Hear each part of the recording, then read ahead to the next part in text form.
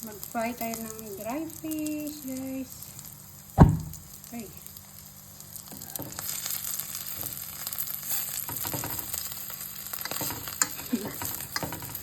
Merry Christmas!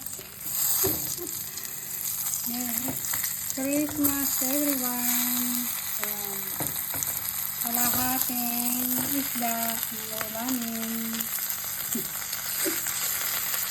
Dry fish ito. Kaya lang, niluluto ko na maigi. Maluto na kaya yan. Kaya ito, parang malambot. Tira lang yan ng ano. Tira namin yan ng Christmas. Walang buntot. Kalahating isda.